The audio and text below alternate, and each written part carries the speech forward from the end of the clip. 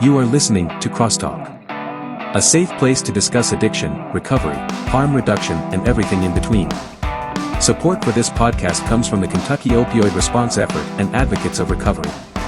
Content and production by the team at Turning Point Recovery Community Center. Now, buckle up and get ready for the show. Welcome everyone to CrossTalk Recovery, the recovery podcast that supports all forms of recovery. I'm Matt Lewis, and I'm here with Sam Peterson. Community Engagement Officer Blake Quinn of the Paducah Police Department. All right. Welcome. Yeah, I'm glad to have you on, Officer Quinn. I'm glad you said that too, because I literally tried to memorize that title. I feel like I've heard you called the Community Liaison Officer. Yeah. You have another title too, Paducah Police. I forgot that one too. What, the bomb squad? Well, not that one, but I was going to bring that up for sure, because that was something I discovered today, which is really cool. But then, like, something back in August, you got promoted to another. Oh yeah. So I work in the Public Information Office as well. Okay, right. Awesome. Yeah. So multiple titles, and probably more than that that I don't know about. Yeah. It's a hopping place for a guy like me. That's for sure. Yeah. But we've had the pleasure of getting to know you because, like you said, you're out in the community. You're working in the community much like we are, and you have a heart for this. And you're one of those guys that is easy to like. It's probably lends itself to your role quite much, but you have a good personality. You have a good laugh, like Sam. And so depends on who you ask about that one. Well, it grows on you. It's a hearty laugh, Sam. Yeah, it's always happening. So either you like it or you just leave them alone. Right. But yeah, we wanted to have you on because we love communicating with you. We love what you do. We love working with you, and we just wanted to have you on so you could share a little bit more about what you do and about the bomb thing. Oh yeah, well yeah, that's Now, not to get too far into the weeds, but the bomb thing I've done since 2011. I actually started that at my old agency in Carbondale, and when I was eligible to put in for it here, I went ahead and I put in for the position and was able to get it. So I've been doing that for, like I said, 2011. So wow. Yeah, good little clip. But, as far as the community engagement stuff goes, when I first took this position, Chief and I had a conversation about what the title should be. So there was a predecessor to it called the Community Resource Officer. But words matter. Mm-hmm. Yeah. So it was really like, so what resources am I providing? And it's like, well, we're not. Really what I'm doing is finding ways to get into the community in places that we don't normally go.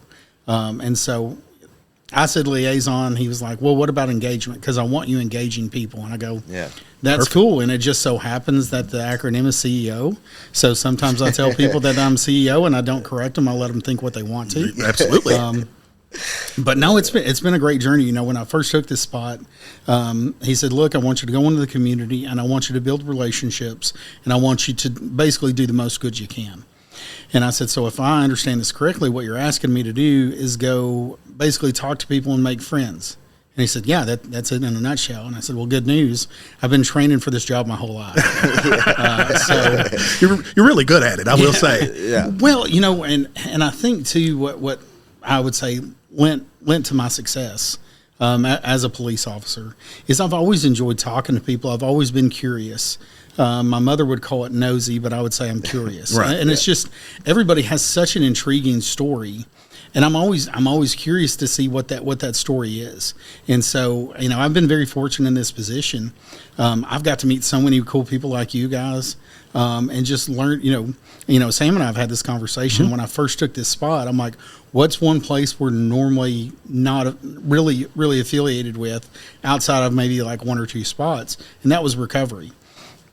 And I'll be honest with you, going into it, I was very, very naive to what recovery looked like, what the causes of recovery was, or what the causes to substance misuse was.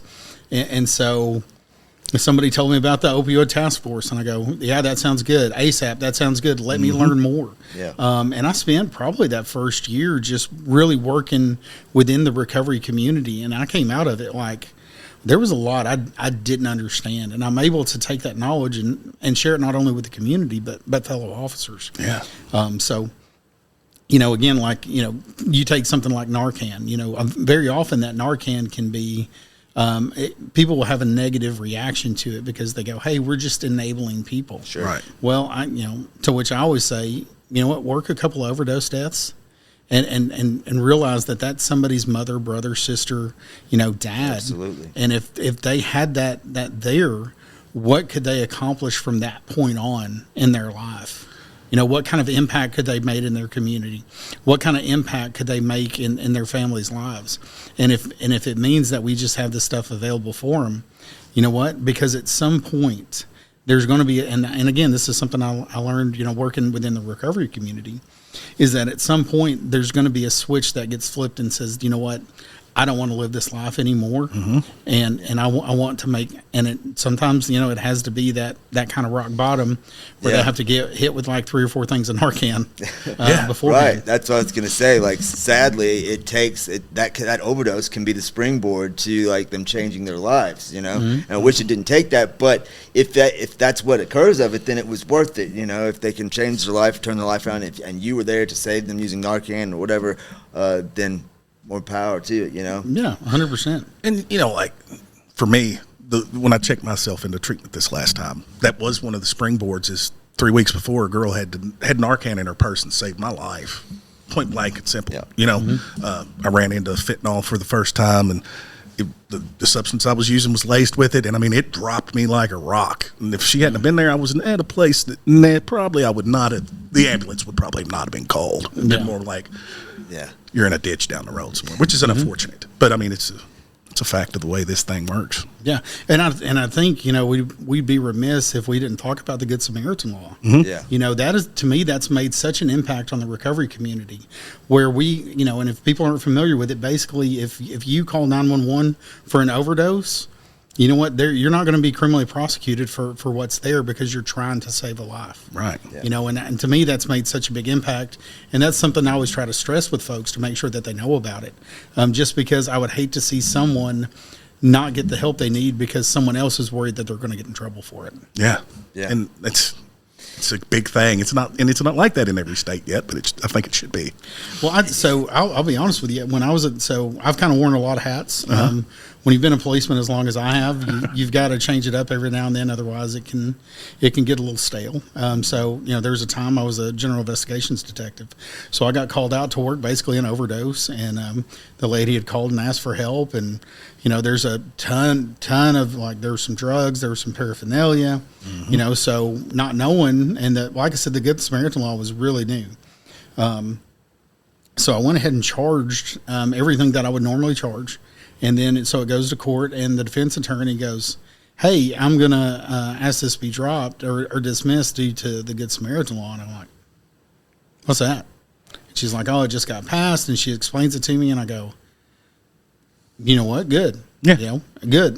Because again, anymore, like I said, I've done this long enough that I would much rather save a life than send someone to jail. Sometimes jail is the only way to get them on track. Right. I'll say time and time again, the most important 15 minutes you can have with somebody that you're taking to jail is when you're sitting in that Sally port. Because up until that point, that just seems like a car ride for that person in the back. But then you get in that Sally port. makes it real. Yeah. And those doors drop, and there's cinder blocks everywhere, and it gets real.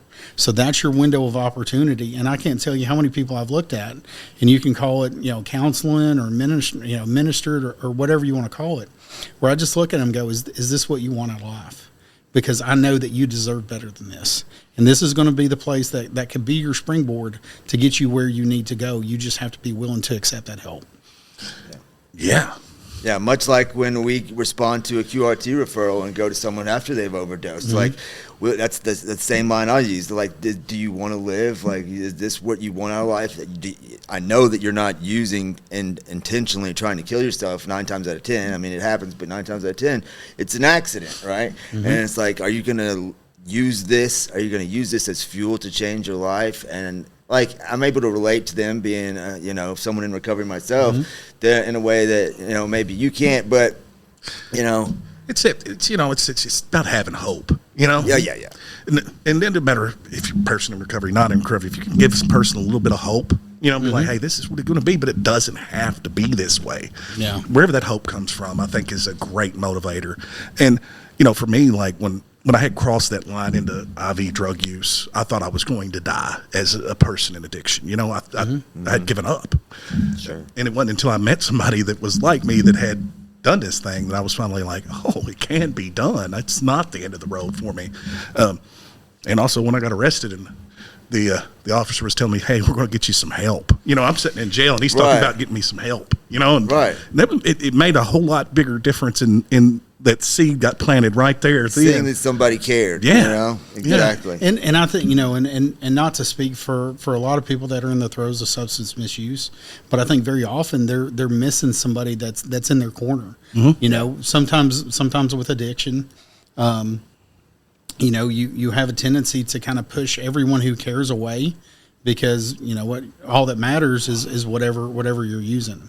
And then you kind of get in that cycle of like, well, nobody cares anymore, you know, and then to have that random person come up and say, hey, look, you're going to make it through this and we're going to do what we can to help you through it. You know, I think makes it, when everyone else has given up and someone you don't even know walks up and says, hey, I believe in you and I know you can do this, it makes an impact. I feel like it does. I hope it does. Oh, I did in my life. You know, I'm speaking from my own life. I mean, it made a huge difference because that was the first little spark of hope that I had is when the police officer that was arrested me was telling me, hey, look, you're going to be arrested, but we're going to get you some help. This is going to get you some help. And I was in a place that first time that, I wish I had said went ahead and got it that time. It took 2 more times, but and you know, and if there's anybody out there that's listening, you know, who it's tried and it didn't work, you know, don't give up hope, you know, because you know, every time if you're fishing and you cast a lure, you're not going to catch a fish on the first try.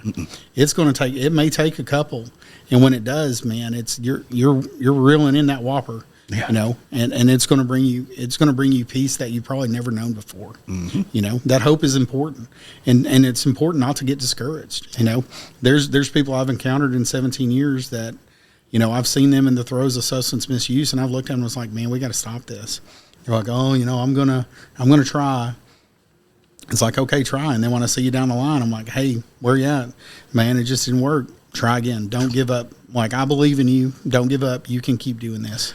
You know, and I think I'm going to brag on Paducah a little bit and the Paducah Police Department and the Sheriff's Department and everybody in McCracken County in general. When I see this county work together, which is mental health professionals, people that work primarily in substance use, police departments, hospitals, clinics. I mean, everybody is coming together as a community and doing this as a community thing. That doesn't happen everywhere.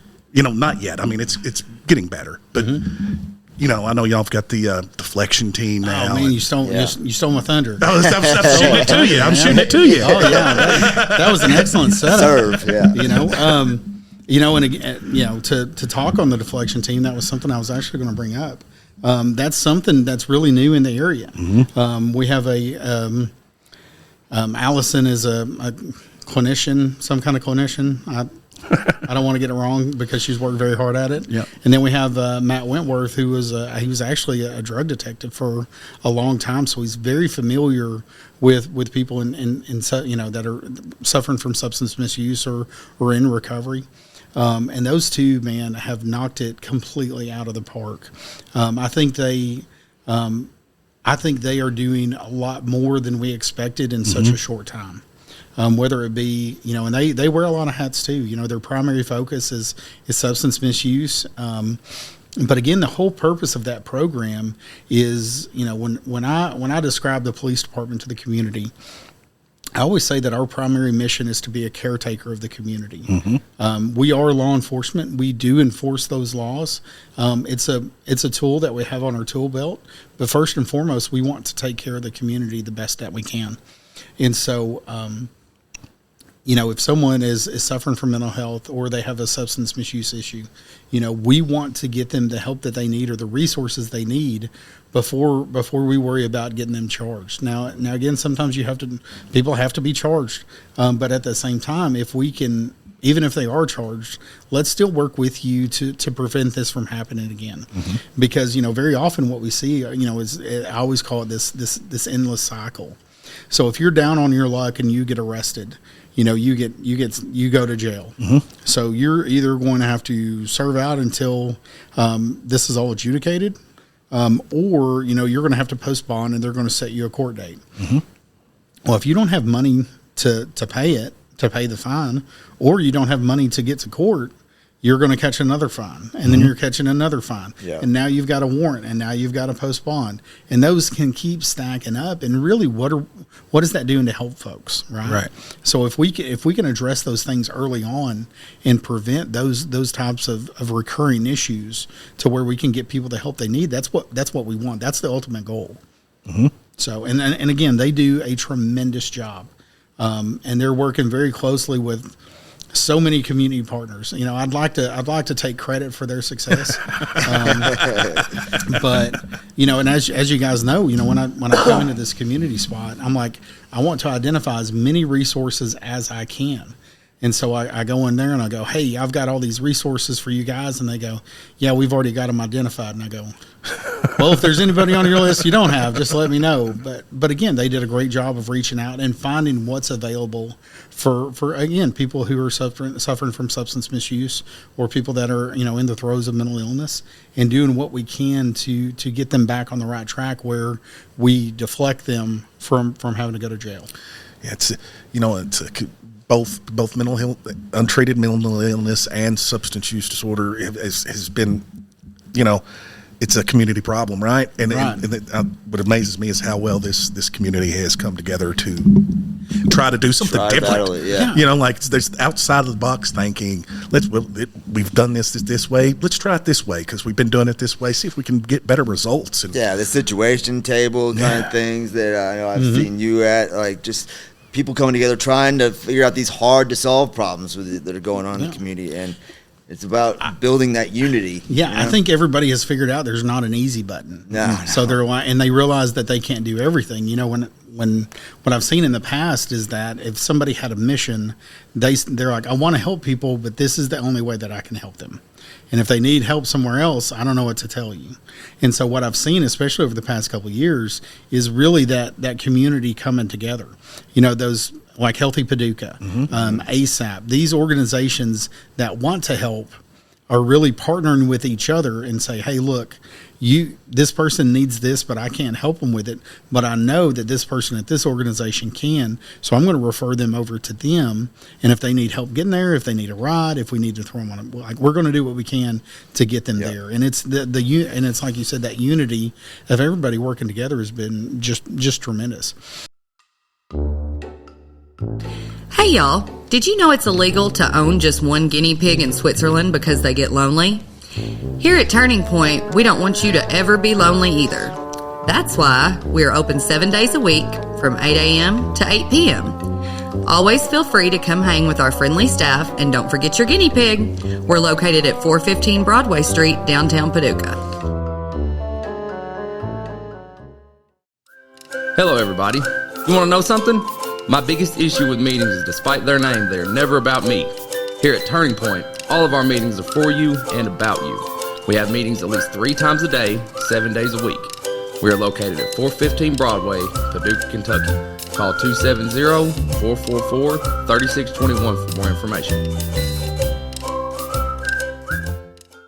But I also think we'd be remiss if we didn't talk about how closely, like, all those social issues are linked together, right? How often do we see someone that's been diagnosed with a mental illness that is suffering from substance misuse? Absolutely. We're self-medicating. And so you can't solve one without solving the other. So, and there is a place that does both. Like, I don't know, maybe like Four Rivers. But on that same token too, is to see those organizations work together and realize, what, if my car's not running, if it's got a couple things broke on it, I can't just change out a cylinder and it's good. I've got to worry about this too. So let's get this fixed as well. I can only speak on myself when it comes to this a lot of times, but I also have a mental illness I had to deal with, and I tell people all the time, the biggest difference this time is did the substance use disorder treatment and the mental health treatment. I did both, and it's been working really good now that I've done both. Yeah. You know that is very convenient that I've got all of these things fixed, and if I worry about if I get them both fixed, then it seems that everything's working out a little better. Yeah. And to me too, I always think it's important to recognize, there's quite a few stigmas still exist. And I think a lot of people are afraid to admit that they need help. And so, you never be ashamed of getting yourself back on track to be the best you. I can tell you that, in my experience, a lot of times I like to tell myself, well, I can figure this out. I'm a pretty smart guy. Sometimes I can, sometimes I can't. And at some point I just have to swallow my pride and say, you know what, I don't know as much about this, or maybe what I've been doing isn't working. I probably need to get some help on it. There's been some, for me, I can talk on PTS, I served, 2 tours in the military, and I've been a police officer for 17 years. That a lot of that stuff sticks with you. Now it's not been crippling or debilitating, but at the same time too, it will have an effect. And it got to the point where I go, you know what, I'm not being the best me that I can. Maybe I can talk to somebody and get me back on track. Thank you for your service for one, but you're welcome. Appreciate it. And I always tell my guys that have the mental stuff too, I'm like, guys, I don't know that we can do too much, but I know we can do too little. Yeah. So if you think you might want to do therapy, try it out, Yeah. What's it going to hurt? But here's the interesting thing about therapy too, right? People try it once and they go, yeah, it just didn't work. You know what? Try a different therapist. Yeah. Try a different method. Yeah. If you just weren't clicking, maybe you just weren't clicking, but go find somebody else. Oh yeah. I mean, for me, I got very lucky. First go around, the guy that I talked to was just like right out of the gate. I go, okay, I see it. I recognize it. It makes sense. Let's do this together. But I know other folks that are like, yeah, the person I talked to just didn't get it. And it's like, we'll try somebody that does, because what good are you doing by not trying? You're just kind of you're painting yourself in a corner. You've mopped the whole floor and now your back's on the corner and now you can't walk across the floor. Like, try something different. Yeah, it's the willingness to try something different. Much the same, like I saw a therapist at a young age, and I clicked with him right away and was able to address some of the depression issues and the thoughts that I was having, and I've used the techniques that I gave through meeting with him throughout my entire life to battle those depression and all kinds of stuff. Doesn't mean I haven't had bouts of depression, but I've been able to know this is temporary. Like, I can choose what I focus on. I don't have to dwell on this. I don't have to let this overtake me. And that has become extremely helpful to me. And it's like you're talking about, it's being willing to keep searching until you find what works, and asking for help is sometimes the hardest thing to do. Oh, yeah. But when you find the courage to do that, the world's wide open to you. Like me and Sam tell you and yourself, just the things that we've come through, survived by being willing to ask for help and then apply the suggestions, take suggestions, apply them to our life. The change is amazing. Yeah. And I think what's really cool about that too is, and it kind of segues into another thing that I do. Like I do educational stuff all the time. Yeah. I educate people on what the police department does, educate people on safety issues. I educate them on de-escalation things. And so what I find is so interesting is how much an impact education can have. Right. So in your instance where, they make you aware of kind of what some of the symptoms that you're dealing with. Well, now that you can recognize them and go, hey, this isn't the norm. This is what's going on. Right. Let me apply these things that I've learned, and now I can make it through a lot easier than if I had just stayed at home and not messed with it at all. Yeah. So that's I'll be honest with you, that's probably one of my favorite things to do in the community is to, be in front of the community. I love talking to people.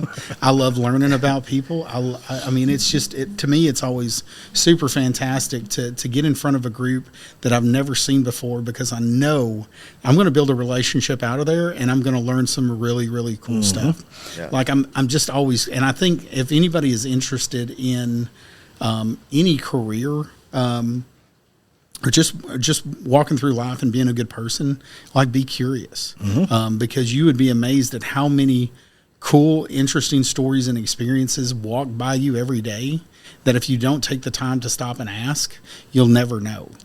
Right. So here, this is always my favorite one to point out. How many times have you guys driven down Joe Clifton Drive? Oh, countless. Yeah. Do you know who Joe Clifton is? I've seen his statue there. At the, I think I've read it once or twice at that I have stoplight. absolutely no clue. Right. He was a rich dude. That was Alvin Barkley. He was the okay. That's probably he was the vice president for Truman. But like I drove down Joe Clifton Drive for 10 years, and then like because I'm not from here originally, I'm from Southwest Arkansas. And again, I always say yes to an opportunity. Never get comfortable where you are. So that's how I ended up in Paducah. Yeah. That's how I ended up on the bomb squad. That's how I ended up as a policeman. Just always say yes to an opportunity. Ended up on this podcast.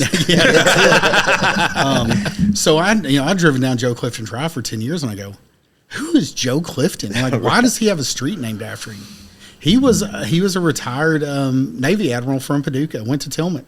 Okay. He was a fighter pilot. Such a good fighter pilot, in fact, that the particular type of aircraft he flew, they named an award after him for aviators who flew that airplane. If they were exceptional, they won the Joe Clifton Award. Well, that's impressive. That's it's impressive and it's super neat. But again, how many people drive down Joe Clifton Drive and never go, well, who is this guy? Yeah. You know? Yeah. So Paducah is steeped in history. One of my favorite projects that we've done. And it was right up my alley. The chief said, "Hey, I want to meet with every neighborhood in Paducah." I was like, "All right, that sounds great." And he goes, "I want you to hand out flyers in every neighborhood." And I'm like, "This isn't sounding as great as it was 2 seconds ago." But there were so many good things that came of it. I met so many really cool people. I learned so many cool things. We got to connect personally with so many people in the community, and really, that's what my job is about, is those type of things. Yeah. So I got to find new locations to have meetings. I got to learn all these churches. I got to learn, I met so many cool people, but probably my favorite thing about it was that I had to, because I always knew it would come up, because if I would shoot a video or I would post a flyer and I put the neighborhood name in, people would want to know why it was called that. So there's so many. First off, there's so many neighborhoods that have gone away that had real cool names, like Mechanicsburg, and it's like where all the mechanics at VMV lived. Okay, so they just called it Mechanicsburg. But everybody's heard of Littleville, right? Yeah. So that was named after John C. Little of the Little Spoke Company, and so he was from Tennessee. He came here. He built a business that made spokes for wagon wheels. So they put the railroad right next to, so that's why the tracks go through Littleville. So he had his factory there so he could put the spokes on the railroad, and this little community built up around it because there was so much business coming in and out of it. That's why it's called Littleville. Obviously, it's not the booming mecca of business that it once was. Right. But another really great one too is right next to it is Dollartown, and you go, that's so cool. And so basically, it was a housing development, and the advertisement for it said $1 down, $1 a week. And so everybody just called it Dollar, and to this day, it's still called Dollartown. And another really cool one is Frenchtown, which is like 16th and Jefferson, somewhere over there. Or no, that's not right. Like 12th and Jefferson. And so what's really interesting about it is that it's where the original French settlers. When Paducah was founded and became a settlement, that's where all the French settlers lived, and at the time that was like the outskirts of town. Right. Okay. And so now you look at like 10th, 11th Street, it's like dang near downtown, but at the time, but that's the oldest neighborhood in Paducah. It was like 1832. It's been around for nearly 200 years. Yeah. So really cool really stuff. Cool. Yeah, and that's just being curious and figuring that stuff out. Yeah, I don't know a lot. I've been here 5 years. So Hey, can you say that again? Yeah, I don't know a lot about Paducah. Everything else, yes. I had to throw in that caveat. I had to have a caveat. What about Chief Paducah? What do you know about him? So from what I've read, and this may be wrong because it's a little bit scattered, and there's some interesting takes on it, but more or less, he's just a myth. Yeah, that's what I've heard too. Yeah, so he wasn't an actual person.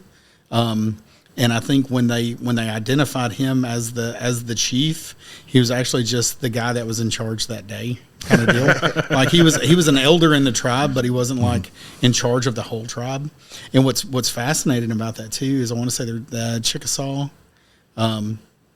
So I have a friend of mine. I've been friends with him since we were in the Army together. He actually works directly for the Choctaw Nation in Oklahoma. So I said, "Hey, do you know anything about the Chickasaw?" And he's like, "Oh yeah." And he launches into this huge history about it, which it's very interesting. They basically have a sister tribe, and the gist of it is that they were twins that were separated. So a lot of their cultures are very similar. But, as you dig into the history of Paducah, it's basically like, yeah, Chief Paducah wasn't a real guy. Yeah. But that's okay. Yeah. It's still a really cool like symbol of the town, and it pays homage to what was before Paducah was Paducah. Yeah. Absolutely. Yeah. Yeah. So cool stuff. Yeah, it is. I tell you what though, we're doing really exciting. I say we. The police department's doing really exciting stuff. I think our focus, especially over the past couple of years, has really been, let's get back to engaging the community, right? I think you always have to evolve with the times, right? So those days, back in, let's say the 50s and 60s, where we were hiring folks, we're like, hey, what's the hiring requirements? Well, you got to be 6'2" or taller, and you've got to be able to bench press a Mack truck. Those days are long gone. We have a picture of what we call the Four Horsemen, and they were the guys that walked the downtown beat, and they were all 6'2" or above and just huge men. And policing anymore has shifted to that community focus, right? So when you look at the guy that is considered the father of modern day policing, Sir Robert Peel, he says that the police are the public and the public are the police, right? We couldn't do what we do without the trust of the community, right? So we lose all authority if the public doesn't trust us. And so really the way to do that is to engage with the community. When I got hired here, there used to be a logo on the cars that said a partnership between the community and the police. And I think that's the way that you have to look at it, right? Again, we want the public to know that we're a part of this community just like they are. Our kids go to school here. We do our grocery shopping here. We have officers that are volunteer coaches for sports, whether it be football, basketball, wrestling, like all those things. Like our kids are here in this community, and we want it to be as good for your child as we want it for ours. And so it's always interesting to see how much we genuinely give back on our own time without folks realizing it. And that shows the level of commitment that we have to the community. So we've got some cool stuff coming up. We just closed the application window for our 28th session for the Citizens Police Academy. Awesome. We try to do that once a year, so always kind of be open for it. Follow us on social media channels, Facebook, Instagram, X. Absolutely. Not Twitter, X. They changed the name. People still call it Twitter, which is fine. I even have a Nextdoor account. If you guys don't have one of those, I encourage it. It's fantastic. A lot of interesting things going on Nextdoor. If you need it, I don't either. if you need a handyman. Or if you need a recommendation for something, to me, that one's almost the essence of what a real community is. So it has it listed by neighborhood, and so you're like, oh, this is so and so. They live in this neighborhood, and it's like, hey, does anybody recommend someone that can mow my yard or that does a good job? And then you'll have 10 replies like, hey, I use so and so. They've been really great. It's like, hey, does anybody know anybody that can haul off brush? Or like, hey, I found this dog yesterday. Does it belong to anybody? So to me, it's almost a very wholesome social media platform. That's cool. So I'll put some stuff out on it too, but it's I love it because it has that real hometown feel to it. Yeah. But yeah, we just wrapped up the applications for the 28th session, and it's probably my favorite program we do just because we open the doors to the public. It's a 6-week program. We meet every Thursday from 6 to 9 o'clock, and every week we're going to show you something different about the police department. And what we're going to do is we're going to try to make it as interactive as we can. Nobody wants to go back to school as an adult. Right. Sit through 50 PowerPoints. And you just go, oh, okay, that's really, really cool. As long as there's no math, I'm good. Yeah, well, stay away from the traffic reconstruction, the collision reconstruction team. Those guys have so much math. And the bomb squad, we have math. I'm sure, yeah. So all those things that I never paid attention to in school and that I said I was never going to use, I use at the bomb squad. So like things and you're like, grateful for it, I'm sure. like physics, algebra, chemistry. Like all those things, I'm like, I'm not going to be a scientist. I don't need this stuff. And then they were like, hey, so where does this electron go? And I go, oh no, this heck. So I went to an ATF course called homemade explosives. It's identify, dispose, process, or identify, process, dispose. And so it helps you recognize what processes are, what's the safest way to get rid of them, what they're making, what it can do. And I talked to a friend of mine who'd been, he's like, yeah, it's pretty chemistry heavy. And I was like, this is not good. So I ended up getting on Khan Academy and taking some like elementary like chemistry stuff. So it would, and thank gosh I did, because like it made a lot more sense because they were moving some electrons and protons around. And I was like, oh, if you do this, then it's going to do that. And then I'm like, oh no, this is crazy stuff. But yeah, so we opened the doors kind of up for everybody. We traditionally open with the operations division because that's the heart and soul of when people think of the police. That's what they think about, the patrolman, the guy that clocks in every day. He is the jack of all trades, right? He can de-escalate a situation. He can cut a traffic ticket. He can go serve warrants. He can walk around and get to know the neighborhood. And it's like, and really, like, to me, the patrol division is always the backbone of the police department. So that's kind of where we open up. But eventually we'll hit all those special units, And I'll be honest with you, as far as Paducah goes, we have so many opportunities for police officers. We have a whole lot of what we call those part-time units, right? So for me, for instance, like 40 hours a week, I engage the community, but then I'm on the bomb squad. I help with the recruiting team. I do some instructor training. Like we have our own instructors. And so there's so many good opportunities for folks that are looking for that. So we have a SWAT team. We have crisis negotiators. We have the bomb squad. We have the canine teams. We have a drone team. We have collision reconstruction. We have so many really cool things that if you're working 9 to 5 as an accountant, you're just not going to have access to. And that's what I really like about the Citizens Police Academy is we get to open the doors and show you about these opportunities. And so really we want the public to see the work that we're doing every single day for everyone here. How often do you do those? We normally do those once a year.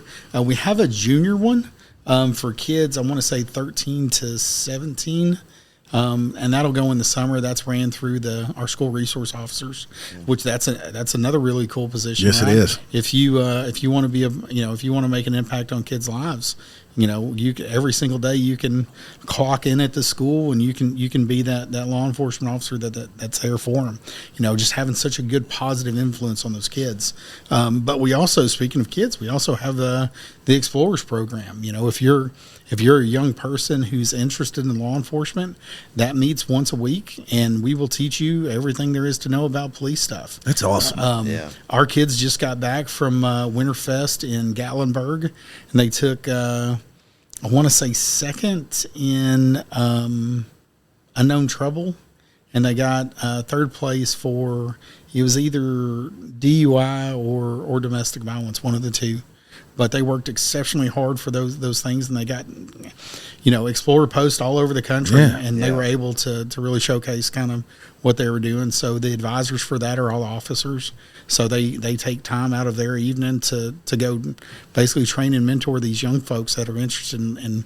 It's always funny when I have an Explorer post up on social media, because that's another thing that I do at the police department is if I have a post about Explorers, there's probably the same 10 people that will comment or like, and it's going to be folks that have been a part of that program, whether it be the 10 years prior, the 15 years prior. Somebody posted on there, it's like, I miss the Explorers so much, and then, there's another guy who's like, oh man, that's great work. I remember going to Gatlinburg, and like, those are those good positive memories that regardless of where they go in life, they're always going to have that positive interaction with us. Yeah, that's Did you know that recovery from substance use disorder and mental health go hand in hand? That is why the caring and compassionate mental health professionals at Four Rivers Behavioral Health in Paducah are here to help you find your balance. They are proud of you for making the changes necessary to live a healthier life and would love to see you reach your full potential. Give them a call at 270-442-7121 or stop by the downtown location at 425 Broadway in Paducah, Kentucky.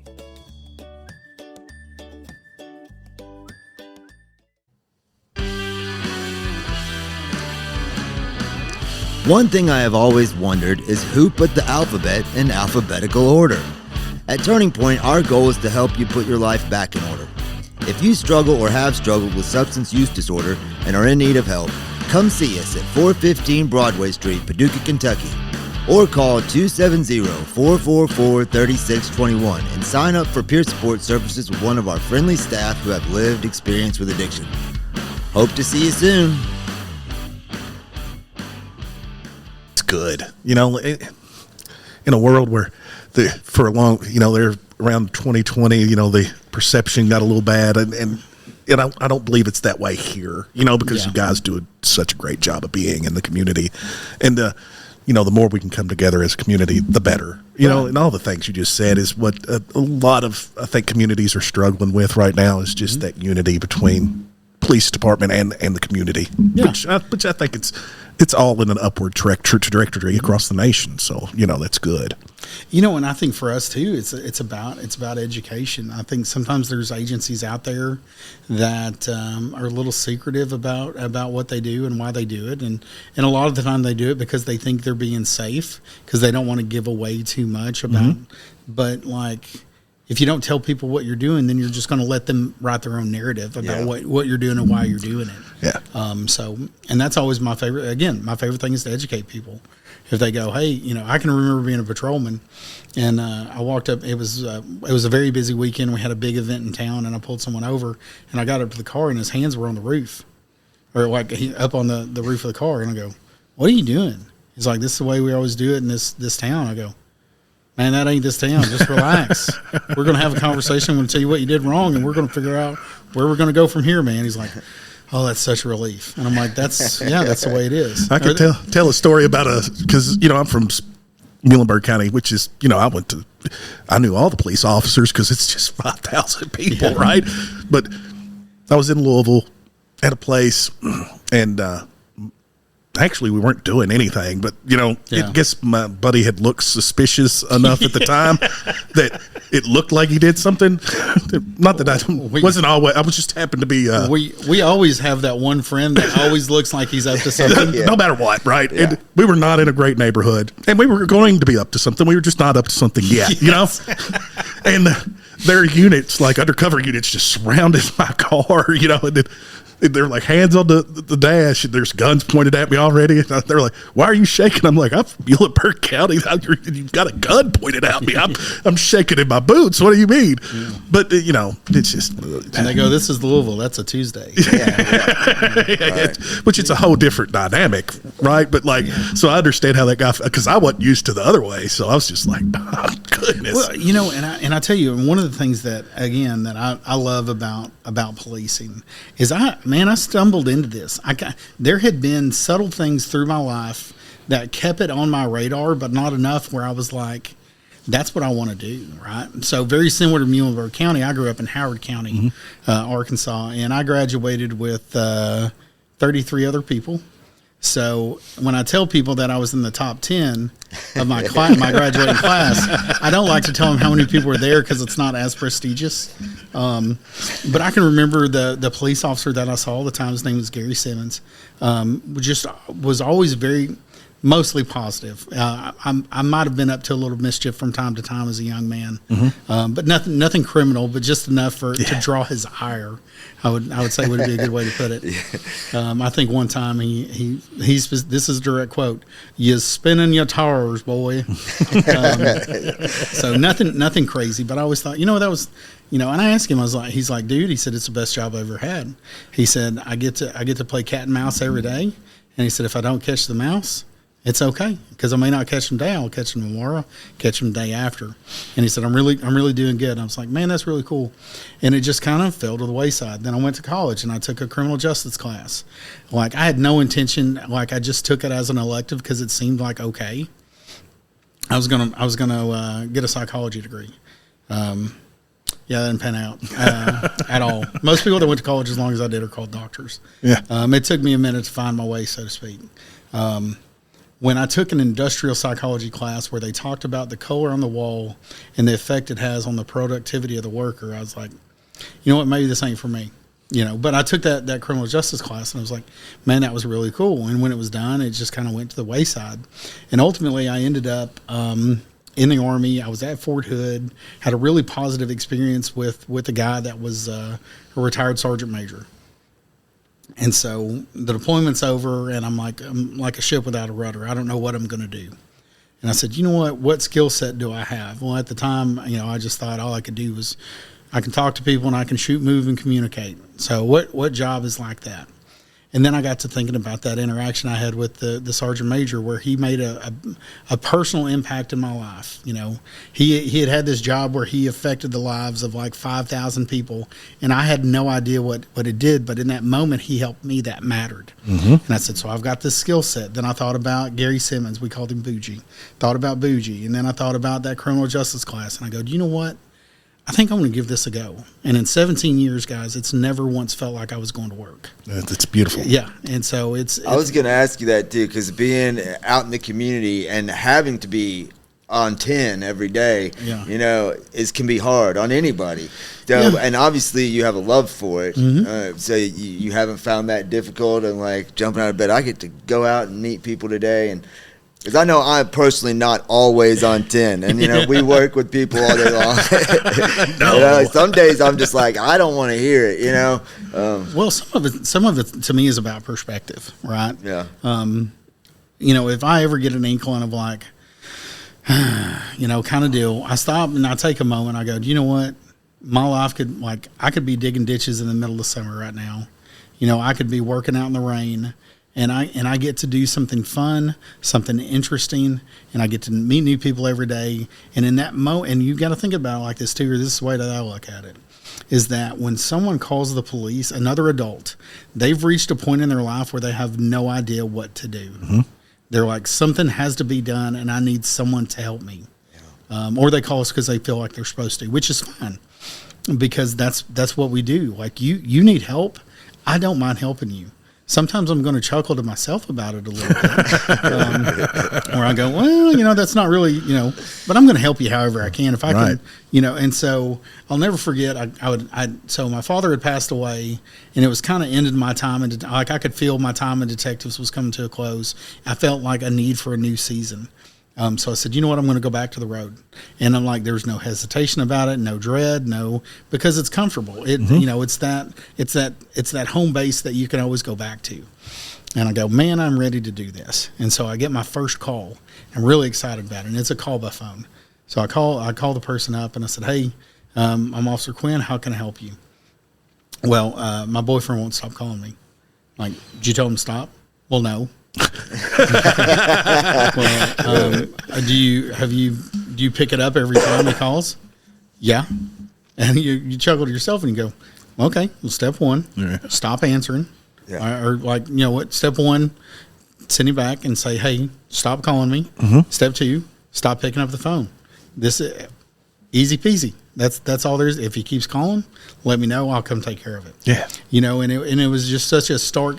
And when people look at what law enforcement does, right? Like, people think like you're out catching murderers, right? You're pulling over cars. You're getting in high speed pursuits. But really, in that moment, that lady was at her wit's end. She's like, I don't know what to do. And as simple as those things sounded, you could tell it never crossed her mind. So you get to go, well, this is an easy fix. Like, this is all you got to do. Yeah. She's like, oh my gosh, thank you so much. So in that moment, guess what? I've made a connection. They're really happy about the way that it worked out. And they're more apt to, if there's another problem, they're like, I had such a good interaction. I'm willing to call back. I'm willing to see what else they can help me with. So many times it's like y'all are crisis intervention team.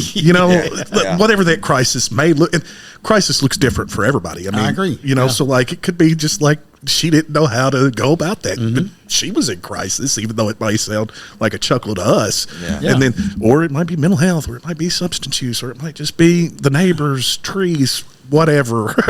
And I think that kind of makes me think about it too, and there's a reason. Again, I've been doing this for 17 years and I've never gotten tired of it, is because it's never the same problem. They may be similar problems, but it's something new every single day.